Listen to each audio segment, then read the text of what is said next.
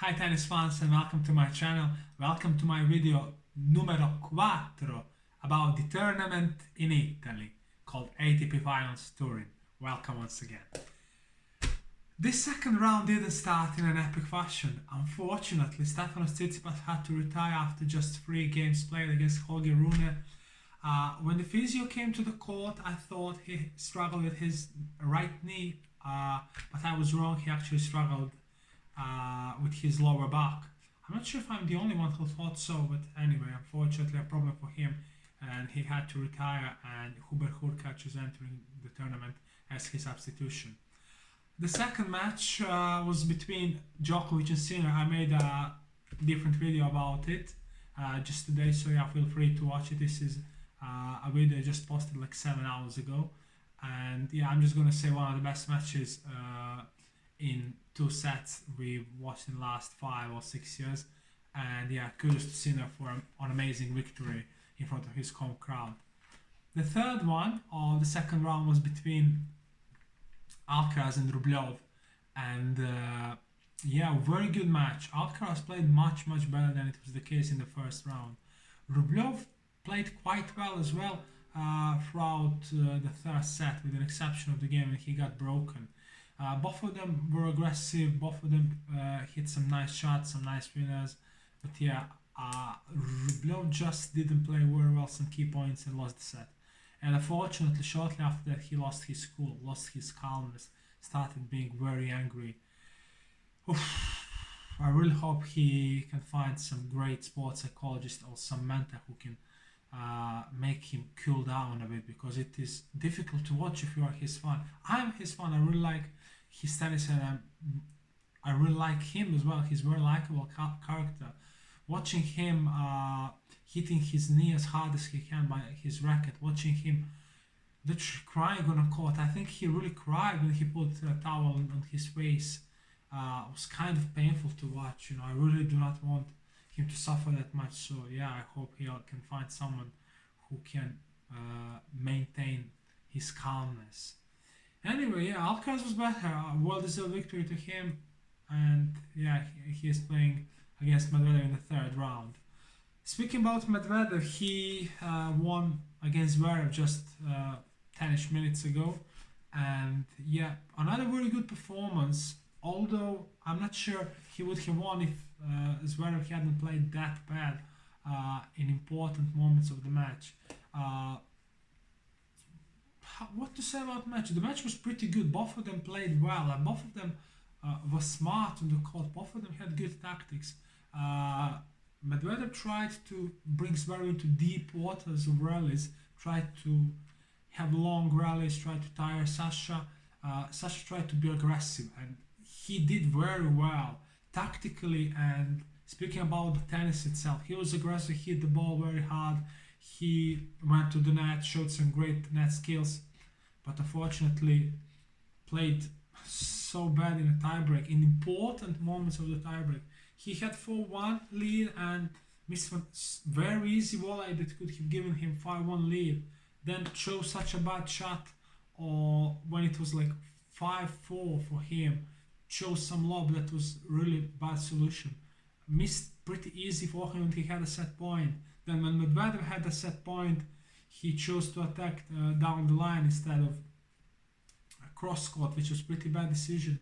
And yeah, then gave Medvedev chance to win a set, giving him very difficult volley, which Sasha didn't succeed to make. Yeah, 1-0 Medvedev in the second set. Sasha played even a bit better than in the third set. He kept staying aggressive, kept hitting the ball very well, had some big first serves, and again kind of choked a bit in the 10th game, which gave Medvedev victory. Yeah, 7-6, 6-4 for world number 3. That's about the second round. I'm just going to the third round immediately. In the third round, we have 4 matchups. The first one I'm going to analyze is the clash between Djokovic and Hurkacz. In my notes that I have on my table, I mentioned that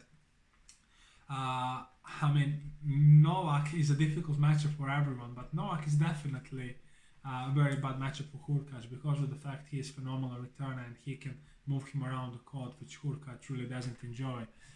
The surface itself may favor Hurkacz a bit because of the fact that Hurkacz needs shorter points. He doesn't need to let Novak construct the points in his own manner and stretch him around the court. Hurkacz also needs as many aces as possible, as many serve winners as possible. He also needs high first serve percentage. Basically, he needs a performance that is quite similar to the one he had at Wimbledon, where he gave Novak huge problems. Novak needs to play his own game. He needs some great returns, which he would have. I expect Novak to be very good tomorrow. Novak is the guy who plays very well when it matters the most, and I generally believe it will be the case tomorrow. I believe he will find some awesome returns. I believe all the aspects of his game will be very well. I hope that he will be aggressive, and I hope he will mix his hard shots with some creativity, which may include some drop shots and going to the net. And if he does that, I really believe he can win, and I believe he may do it in 2 straight sets, which can give him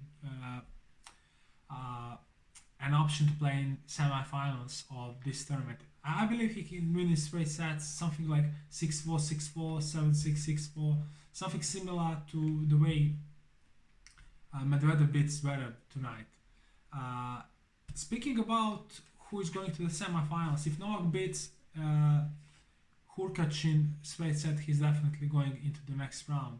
If Sinner beats Rune in straight set, Novak is also going to go into the next round.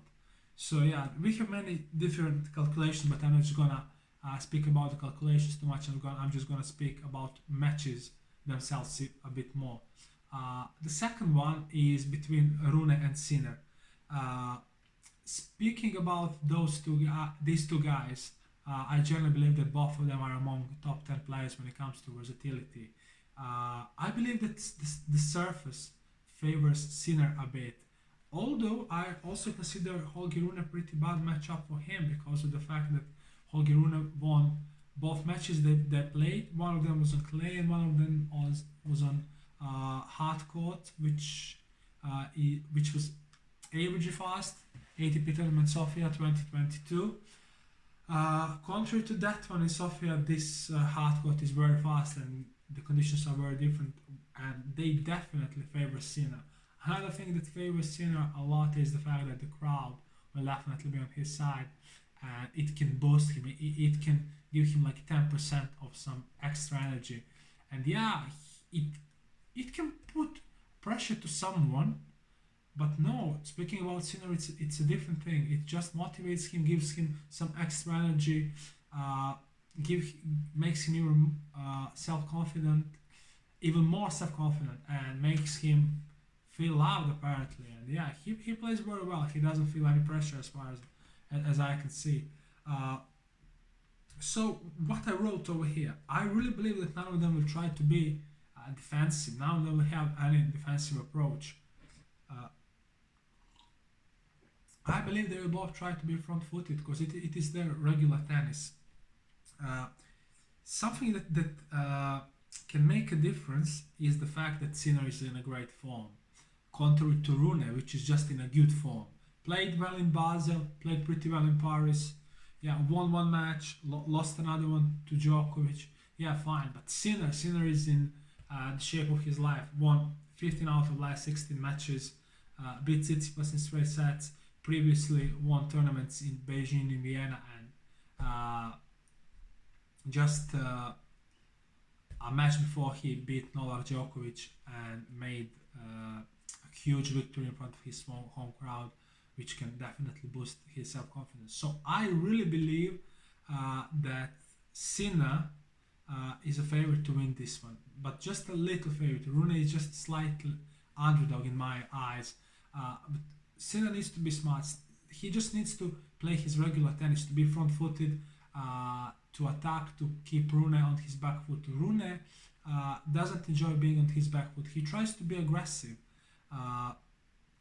although it's not such a great idea sometimes. Sometimes he overpowers his shots, but anyway, Sinner needs to go to the net to mix the game a bit, and considering in considering the atmosphere that will take place and considering how good current form is, I believe that he will play an amazing match. I really believe it will be an excellent performance by Yannick Sinner. Speaking about Rune, I expect him to play pretty well, but you know what? I'm not 100% sure. Sometimes he's extremely aggressive and he makes many almost errors, hitting just few winners. But anyway, if I have to give you my prediction, I believe Sinner can win either 2 sets or 3 sets. I can't see Sinner winning comfortably. I can't see Sinner winning this match in an easy manner. But yeah, I believe he'll be the winner, and yeah, I believe he will enter semifinals with all 3 victories from the group stage. The third match will be between Zverev and Rublev, other group. 5-3 so far for Zverev. That's the head-to-head, but Rublev won last 3 matches. Yeah, so the last 3 matches took place in Dubai, Hamburg, and Vienna all this year. But we really can't say that Zverev was this good on any of those occasions, so that may be a problem. The surface may favor Zverev, speaking about his serve and ability to shorten the points, but speaking about aggressiveness and hard hitting, it can favor Rublev, it can suit him very well. So I do not believe that any of the players can struggle with the surface. Something I also mentioned over here is the fact that Zverev really needs to force those backhand exchanges. I said in one of my previous videos that Rublev upgraded and improved his backhand massively, but I still consider his backhand slightly shaky and definitely worse than the Zverev's backhand, you know. And Zverev has always had pretty good consistency, and he doesn't need to rush point. He needs to bring Rublev into deep waters, needs to stay patient. Maybe he can even mix the game, hitting some slices, you know. And this is his path to victory, including high first serve percentage, in order not to hit the second serve, which Rublev can attack. But also, Zverev has marvelous first serve, which can go around 220-225 kilometers per hour, and I believe those ones will be extremely difficult for Rublev to return. What does Rublev needs to do?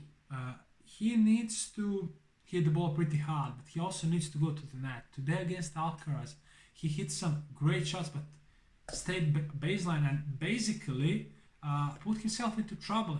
He hit some great shots and just put himself in a trouble playing ordinary rally instead of finishing it just with an easy volley.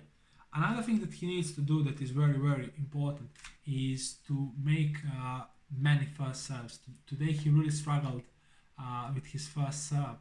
At the end of the first set, he just made 47% of his first serves. If he doesn't succeed to improve that segment, he will be in big trouble against Zverev. And another thing that is the most important one, under Rublev, you really need to find peace. Forget about previous match. Play this one. You've had an amazing season. Try to finish it in the best possible fashion. Do not think about the past. And yeah, as I said, I really hope he can find someone who can cool his temper, who can make him calm. He really needs to forget bad things taking place on the court. He needs to focus on another point. And if he succeeds to do that, he may be extremely dangerous next season. Yeah, that's something that is an essential thing for his career. He doesn't need to be that nervous. For example, Novak lost his match against Sinner. He handled it much better than Rublev handled his loss against Alcaraz today. Yeah, he needs to start thinking about next point when he's nervous. If he does that, he may give Zverev problem. Rublev is a fighter. That's the reason he gets nervous. He will not show up on the court in order to lose. So yeah, very difficult match to predict, but considering current form, I have to lean towards Zverev, and considering the fact that it may be much more important to him because of the fact that if he loses and if Alcaraz beats Medvedev, he's definitely out. So yeah, he'll be definitely very, very motivated to win this one against Andrei Rublev. The last one, the last but not least, very good one, is the matchup between Medvedev versus Alcaraz. Trust me, guys, I needed literally 40 seconds to 1 minute to prepare for this one. Very simple. This is the easiest match to analyze. Alcaraz basically needs to do what he did in Indian Wells and at Wimbledon. He needs to keep Medvedev on his back foot, needs to be very aggressive with both forehand and backhand, needs to play serve and volley from time to time, mix it with good drop shots to go to the net as soon as he attacks very well, because of the fact that Medvedev is far behind the baseline. So yeah, even if he hits that ball pretty strong, that ball travels a bit more, actually much more, contrary to the guy who potentially hits it just from the baseline. Medvedev just needs to play his tennis, which is mostly on a back foot, but needs to be a wall, needs to bring as many balls back as possible, needs to mix it with a little bit of aggressive, needs high first serve percentage in order not to let Alcaraz attack him that easily. That is his path to victory, but he will definitely need some great defense. Yeah, 2-all so far. Yeah, although I really consider Alcaraz horrible matchup for him, despite the fact that Medvedev won the last match. He won, but yeah, it was pretty difficult, contrary to the second match of theirs and the third match of theirs, which Alcaraz won very easily. And honestly, guys, considering the fact that Alcaraz played very well today, and this match was much better version of Alcaraz than the one against Zverev, is something that makes me think like, yeah, he may play a very good match against Medvedev in 2 days from now. So yeah, I really consider him a favorite, and I really think he can beat Medvedev without any difficulties, honestly. I know it is a bold prediction, it is a brave prediction. You know, I may be wrong, but also you guys may tell me, oh, great job, Ivan, you did great, your prediction about the match was marvelous. Yeah, I know it is a bit of brave prediction, but yeah, I really believe Alcaraz can win comfortably without many difficulties. Yeah, that's it about this one, guys. I can feel your support. Thank you so much for the support you're giving me. Thank you for supporting my work. As I said, I have started this channel just 4 days ago. So yeah, your support is very appreciated. So yeah, please feel free to share my video, to like it, and subscribe to my channel for more content. I have started doing some analysis, but yeah, you will be in position to see many different versions of tennis content. Take care, guys. Stay blessed, and see you soon. Cheers.